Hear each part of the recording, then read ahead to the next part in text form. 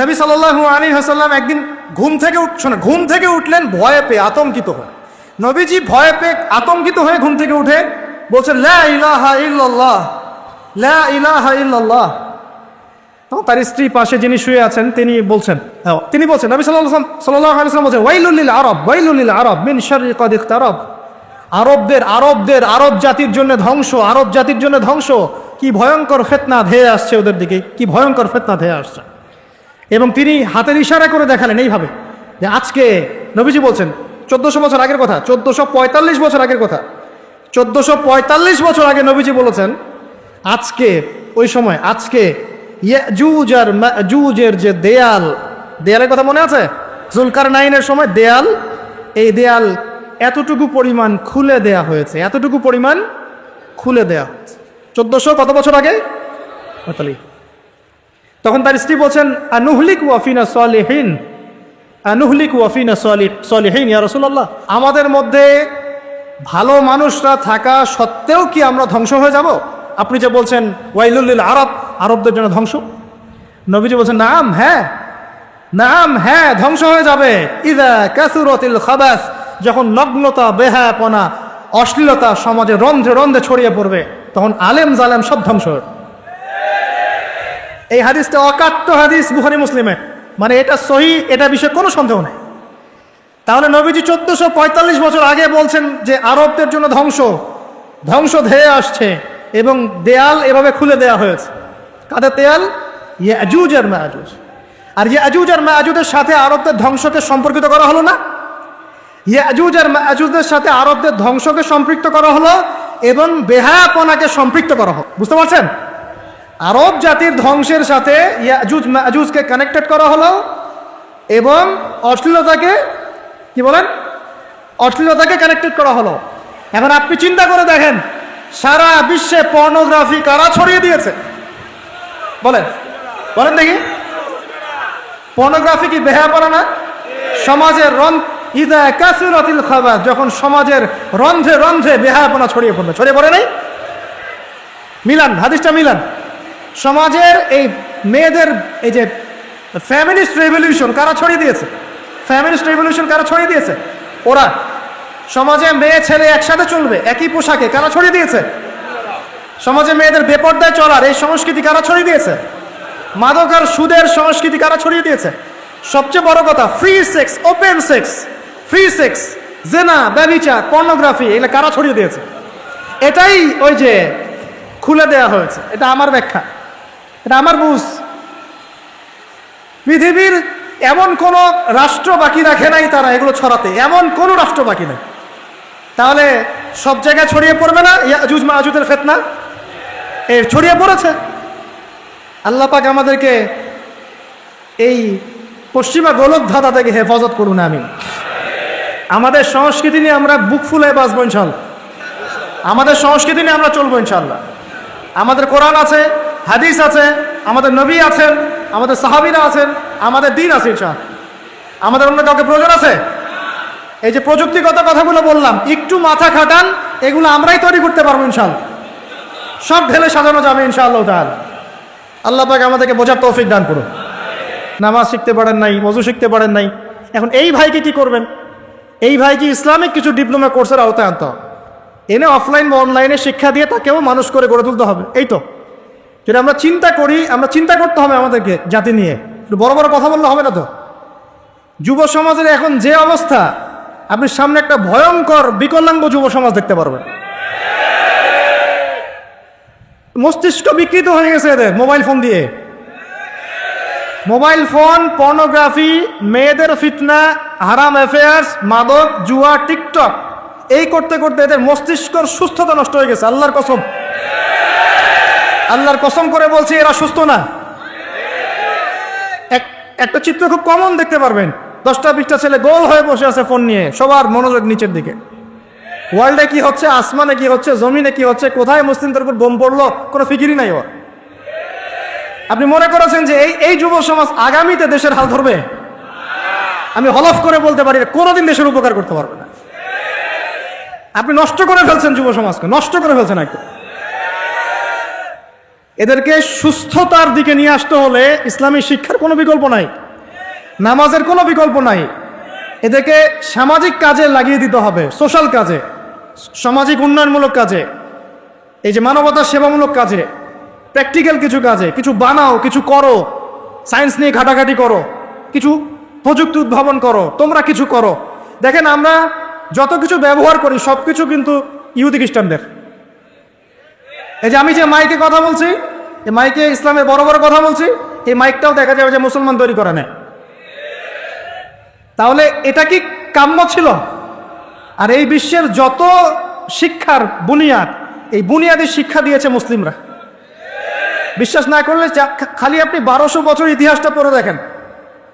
ইবনে সিনার নাম শুনেছেন? চিকিৎসা বিজ্ঞান দাঁড়িয়ে আছে ইবনে সিনার উপরে, নাম শুনে নেই? জাবির ইবনে হাইয়ানের নাম শুনেছেন? এই কেমিস্ট্রি না থাকলে আপনি ওষুধ তৈরি করতে পারবেন না। কেমিস্ট্রি না থাকলে কি পারবেন না? মেডিসিন তৈরি করতে পারবেন না। এটা দাঁড়িয়ে আছে কেমিস্ট্রি জাবির ইবনে হাইয়ানের উপরে, যাকে ইউরোপে বলে গ্যাবর ইবনে হাইয়ান। এরকম নাম প্রচুর আছে। আপনি এই যে ম্যাথামেটিক্সের কথা বলেন, জ্যোতির্বিদ্যার কথা বলেন, তারপরে প্রাণীবিদ্যার কথা বলেন, এই রক্ত সংবহন তন্ত্রের কথা বলেন, এক একটা সাবজেক্ট ধরে ধরে দেখেন, সবগুলার গোড়ার মধ্যে আমাদের মুসলিম মনীষীদের অবদান আছে। এমনকি এই যে পুরো বিশ্বের যে দর্শনগুলো চলছে, যত দর্শন, ফিলোসফিক্যাল থটস, আমরা ফিলোসফি পড়েছি, এই ফিলোসফিগুলোর গোড়ায় গিয়ে আপনি দেখবেন সব মুসলিম দার্শনিকদের নাম লেখা আছে। আমরা ইমাম গাজালির নাম জানি না, ইবনে রুশদের নাম জানি না, হ্যাঁ, আমরা অনেক কিছু জানি না। আসলে আমরা শেকড় ভুলে গেছি এখন। বিশ্বাস করেন, আমরা এই যে প্রযুক্তি, মোবাইল ফোন, টিকটক, মেয়েদের পিছনে ঘুরতে ঘুরতে, অ্যাফেয়ার, বাইক চালানো, আমরা আমাদের জীবনের লক্ষ্যই ভুলে গেছি। আল্লাহ পাক আমাদের যুব সমাজকে তাদের জীবনের লক্ষ্য বোঝার তৌফিক দান করো। ভাই, আল্লাহ পাক আপনাকে এমনি এমনি সৃষ্টি করেন নাই, আমাকে এমনি এমনি সৃষ্টি করেন নাই।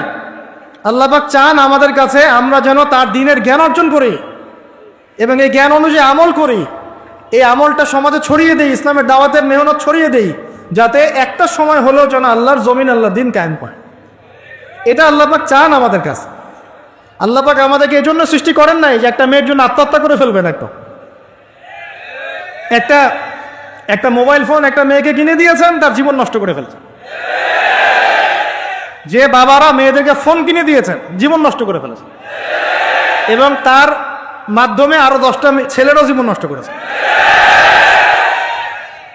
আর সত্যি কথা বলছি, এখন আমরা তো ঢাকা শহরে থাকি, মানে এখানে ছেলেদের চেয়ে মেয়েরা বেশি পথ। হ্যাঁ, খুব ভালো লাগে ওদের। কি ভালো লাগে?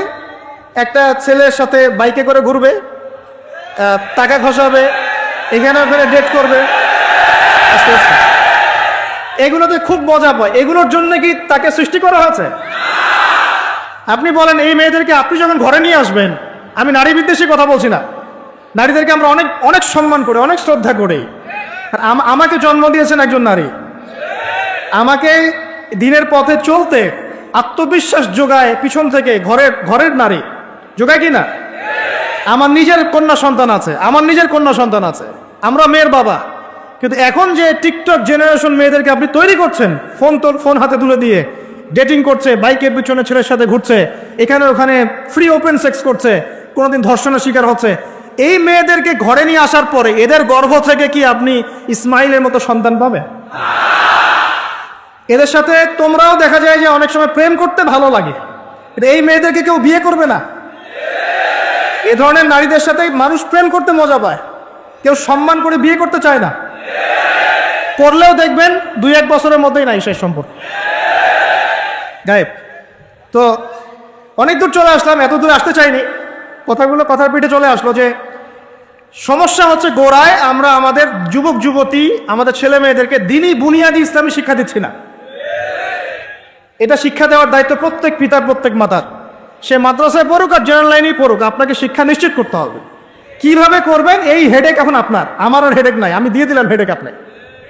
এই হেডেকটা আমার মাথায় ছিল, আপনাকে দিয়ে দিলাম, আপনি চিন্তা করেন কিভাবে করবেন। এখন পারলে অফলাইনে করেন, না হলে অনলাইনে করেন। অনলাইনে, আচ্ছা আলোচনা চলে আসছে, একটা কথা বলে দিই, অনলাইনে অনেক রকম কোর্সেস চলছে। তবে আমি নিয়াত করেছি ইনশাআল্লাহ, আমি আরও কয়েকজন ওলামায়ে কেরামদের সাথে পরামর্শ করেছি এবং এখনও করে যাচ্ছি। কমপক্ষে বরেণ্য 8 থেকে 10 জন স্কলার বা আলেমদেরকে নিয়ে অনলাইনে ইনশাআল্লাহ আমরা একটা মাদ্রাসা খুলবো ইনশাআল্লাহ। এটা অফলাইন না, অনলাইন মাদ্রাসা। অনলাইন মাদ্রাসা আমি নাম দিয়েছি তহা জিন্নুরাইন ইসলামিক অনলাইন মাদ্রাসা। আমি দোয়া করি আল্লাহর কাছে, আল্লাহ পাক যেন এই মাদ্রাসাকে কবুল করেন। এর ওসিলা করে আল্লাহ পাক লক্ষ লক্ষ কোটি কোটি যুবককে দিনের জ্ঞান শেখার তৌফিক দান করেন, যুবতীদেরকে দান করেন, আমাদের ছোট ছোট সোনামণিদেরকে দান করেন। যারা অফলাইনে দিন শিখতে পারছে না, আল্লাহ যেন অনলাইনে শেখার তৌফিক দান করেন। তো এখানে বেশ কয়েকটা লেভেলে বেশ কয়েকটা কোর্স লঞ্চ করা হবে ইনশাআল্লাহ। যেমন বাচ্চাদের জন্যে বুনিয়াদি নুরানি কোর্স। আপনার বাচ্চা আছে ছোট, 4 বছর 5 বছর বয়স, ভর্তি করায় দিলেন, নুরানি কোর্স করবে, কোরআন তেলাওয়াত করা শিখবে। এরপরে হিপস, একটা হিপসের কোর্স, আপনি অনলাইনেই হিপস করবেন। যাদের বয়স 10 বছর হয়ে গেছে, 12 বছর 15 বছর, অনলাইন হিপস করবেন। আপনি চলে আপনার বয়স যদি 30-40 হয় আপনিও করতে পারবেন, তো আপনার ব্যাচটা আলাদা হবে। এরপরে হচ্ছে আমাদের জেনারেল ভাইদের জন্য, জেনারেল শিক্ষিত দিনী ভাইদের জন্য ইসলামিক ডিপ্লোমা কোর্স। এটা কেমন? এখানে 4-5টা লেভেল থাকবে। লেভেল 1 মনে করে এখানে আপনার বুনিয়াদি জিনিস, আপনার আকীদা, আপনার কোরআন তেলাওয়াতের জ্ঞান, আপনার দৈনন্দিন জিকির আজগার, নামাজ, আপনার হাদিসের মধ্যে ফয়জুল কালামের মতো বই, ঠিক আছে, ইসলামের ইতিহাস, তারপরে ফিকহের মধ্যে ফিকহুল মুয়াসসার, এই ধরনের বই। মানে প্রাথমিক বুনিয়াদি যে জ্ঞানটুকু মাদ্রাসা দেওয়া হয় এটা ইনশাল্লাহ শিখবে। এটা শেষ করার পরে যাবেন লেভেল 2। লেভেল 2তে গিয়ে আরও হাই ক্লাস কিছু বই পাবেন, ওখানে আরও কিছু সাবজেক্ট অ্যাড হবে, ইসলামিক পরিবার, ইসলামিক অর্থনীতি, ঠিক আছে, ইসলামিক জিওপলিটিক্স, এসক্যাটোলজি, এরকম কিছু সাবজেক্ট আসবে ইনশাআল্লাহ। এটা দিয়ে আবার কপি করে সবাই বানানো শুরু করে দিয়েন না, আমি তো বলে দিচ্ছি আর কি। আর বানালেও আলহামদুলিল্লাহ কোনো সমস্যা নাই, এটাও দিনের খেদমত হবে ইনশাআল্লাহ। একজনকে দেখে যদি আরও 10 জন শেখে সমস্যা, কোনো সমস্যা। এভাবে লেভেল 3তে গিয়ে আপনি মাদ্রাসায় যেগুলো নাহু, হেদায়েতুন নাহু, হেদায়া কুদুরে, এই ধরনের বইগুলো পড়ানো হয়, এগুলো শিখবেন ইনশাআল্লাহ। শেষ লেভেলে গিয়ে আপনি জালালাইনের মতো তাফসীর শিখবেন ইনশাআল্লাহ। মানে একজন মৌলানা সাহেব বলতে বোঝাচ্ছি, আমি তো আপনাকে ফকিহ বা মুফতি বা মুহাদ্দিস এরকম লেভেলের কথা বলছি। একজন আলেম, একজন জাননেওয়ালা বুঝওয়ালা মানুষ যতটুকু দিনের জ্ঞান অর্জন করেন ইনশাআল্লাহ, এই জ্ঞানটুকু আপনি লেভেল 1, 2, 3, 4, 5 এভাবে আপনি অর্জন করবেন ইনশাআল্লাহ। এভাবে যদি আমরা পুরো বাংলা ভাষাভাষীদের মধ্যে পুরো ওয়ার্ল্ড ওয়াইড এটাকে ছড়াতে পারি ইনশাআল্লাহ, আগামী 5 বছরের মধ্যে আমরা আশাবাদী কমপক্ষে 1 লক্ষ মানুষ তো দিন শিখবেন ইনশাআল্লাহ। আল্লাহ পাক আমাদেরকে তৌফিক দান করুন। এবং এগুলো হবে খুব স্বল্প মেয়াদি, 6 মাস 4 মাস 6 মাস এরকম কোর্স, যাতে আপনি বিরক্ত না হন। কারণ আমি অভিজ্ঞতা থেকে দেখেছি 1 বছরের কোর্স মানুষ করতে চায় না। দিনী বোনদের জন্য কোর্স থাকবে, এবং দিনী বোনদের ক্লাস নেবেন মহিলা টিচাররা ইনশাআল্লাহ। দিনী বোনদের ক্লাস নেবেন মহিলা টিচাররা ইনশাআল্লাহ। যদি কেউ প্যারেন্টিং নিয়ে কোর্স করতে চান, প্যারেন্টিং কোর্স থাকবে, সন্তান প্রতিপালন। যদি কেউ পরিবার নিয়ে কোর্স করতে চান, ফ্যামিলি ডেভেলপমেন্ট কোর্স থাকবে। ইসলামিক ইকোনমিক্স নিয়ে কোর্স করতে চান, ইসলামিক ইকোনমিক্সের কোর্স থাকবে। ইসলামিক ফাইন্যান্স শিখতে চান, সেটা থাকবে ইনশাআল্লাহ। এক একটা ডিপার্টমেন্টে এক একটা কোর্স নিয়ে আমরা এই মাদ্রাসা লঞ্চ করবো ইনশাআল্লাহ তাআলা। ইনশাআল্লাহ। আল্লাহ পাক এটাকে কবুল করুন, আমিন। আমিন। এবং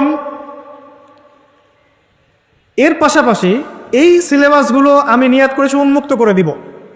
যে কোনো প্রতিষ্ঠান, দিনী প্রতিষ্ঠান, সেটা হোক ইসলামিক স্কুল বা ইসলামিক কলেজ বা মাদ্রাসা, তারা যদি এই কোর্সগুলো করতে চায়, করাতে চায়, সিলেবাস নিয়ে তারা লঞ্চ করতে চায়, ইনশাআল্লাহ তাদের জন্য উন্মুক্ত করে দেওয়া হবে ইনশাআল্লাহ, যাতে করে সারা দেশের বিভিন্ন জায়গায় কোর্সগুলো ছড়িয়ে পড়ে। আমি জ্ঞানতাত্ত্বিক কথা এজন্য বললাম বেশি করে, প্রথম ফরজ আপনার উপরে ইকরা বিসমি রাব্বিকাল্লাযী খালাক। এখন চিন্তা করেন, হেরা গুহায় নবী সাল্লাল্লাহু আলাইহি ওয়াসাল্লাম বসে আছেন, জিবরাইল আলাইহিস সালাম এসে তার সামনে প্রথম যে আয়াতটা ওহী করলেন, সেই আয়াতটা নামাজের আয়াত ছিল না, সে একটা জাকাতের আয়াত ছিল না, সেই আয়াতটা রোজা রাখো আয়াত ছিল না, এমনকি মূর্তি পূজা করো না এমনও ছিল না। কি ছিল ভাই? ইকরা, আপনি পড়ুন, আপনি পড়ুন, হে নবী আপনি পড়ুন। নবীজি কিন্তু পড়তে জানতেন না, আপনারা জানেন কি? নবী সাল্লাল্লাহু আলাইহি ওয়াসাল্লাম কিন্তু লিখতে পড়তে জানতেন না। আল্লাহ পাক এমন একজন মানুষকে সুবহানাল্লাহ শেষ নবী করেছেন, যিনি লিখতে জানতেন না, পড়তে জানতেন না, যাতে কাফেররা এই অপবাদ দিতে না পারে তুমি আগের কিতাবগুলো থেকে দেখে দেখে লিখে নিয়ে আসছো। সুবহানাল্লাহ, আল্লাহু আকবার। তো নবী সাল্লাল্লাহু আলাইহি ওয়াসাল্লাম বলেন, মা নবী কারি, আমি তো পড়তে জানি না। তিনি কি বলছেন? সহিহ বুখারী খুলে দেখেন দ্বিতীয় হাদিসটা, মা নাবি করি, আমি তো পড়তে জানি না। তারপরেও জিবরাইল আলাইহিস সালাম বলছেন ইকরা, আপনি পড়ুন, বিসমি রাব্বিকাল্লাযী খালাক, আপনার রবের নামে যিনি আপনাকে সৃষ্টি করেছেন। সুবহানাল্লাহ। সর্বপ্রথম এই জ্ঞানতাত্ত্বিক বিপ্লব হয়েছে মক্কার মাটিতে, তখনই আবু বকর, ওমর, ওসমান, আলীর মতো সাহাবী তৈরি হয়েছে। জ্ঞান ছাড়া শুধু বড় বড় কথা দিয়ে আর জ্ঞানহীন আমল দিয়েও কোনো কাজ নাই। জ্ঞানহীন আমল দিয়ে কিন্তু খুব একটা কাজ হয় না। আপনি হয়তো মনে করছেন যে আমি ইমাম সাহেবকে জিজ্ঞাসা করে নেবো, ব্যাস হয়ে গেল। কিন্তু জ্ঞান অর্জন করে আমল করার যে স্বাদ আর জ্ঞানহীন আমলের স্বাদ কখনো এক না। শুধু একটা হাদিস শোনা যান যে মেসওয়াক মেসওয়াক মেসওয়াক করি আমরা, যে দাঁত ব্রাশ করি, মেসওয়াক করি, যে ব্যক্তি মেসওয়াক করে এটা আল্লাহর কাছে অনেক বেশি পছন্দের। আল্লাহ পাক ভালোবাসেন মেসওয়াক করনেওয়ালাকে। এটা যখন আপনি জানলেন, এরপর যখন আপনি ব্রাশ করতে যাবেন, মেসওয়াক করতে যাবেন, আমলে স্বাদ পাবেন, পাবেন না? অজু করলে গোনাগুলো ঝরে যায়। যখন আপনি জানলেন যে অজু করলাম, আমার অঙ্গ দিয়ে গোনা ঝরে যাচ্ছে, এটা ফিল করে অজু করলে স্বাদ পাবেন। নামাজে দাঁড়িয়ে আছেন, নামাজের প্রত্যেকটা শব্দ যদি আস্তে আস্তে পড়েন, ধীরে ধীরে অর্থগুলো বোঝার চেষ্টা করেন, নামাজের স্বাদ পাবেন। শুধু হাতটা তুলে শেষ রাতে আল্লাহকে বললেন যে আল্লাহুম্মা আতিনা ফিদ দুনিয়া হাসানা ওয়া ফিল আখিরাতি হাসানা ওয়া কিনা আযাবান নার। আল্লাহ, আমাদেরকে দুনিয়াতে আপনি কল্যাণ দেন এবং পরকালেও কল্যাণ দেন। আল্লাহ, আমাদেরকে জাহান্নামের আগুন থেকে বাঁচান। এই যে ফিলিংস, এটা আপনি না বুঝে পড়লে পাবেন। না বুঝে পড়লে একটা চর্চা প্র্যাকটিস হয়, কিন্তু রুহানিয়াত আসে না। তো প্রিয় দিনী ভাইরা, এই জন্য শিক্ষা, জ্ঞান, দিনী ইলম অর্জন সবার আগে। আল্লাহ পাক আমাদের সবাইকে দিনী ইলম অর্জনের তৌফিক দান করুন।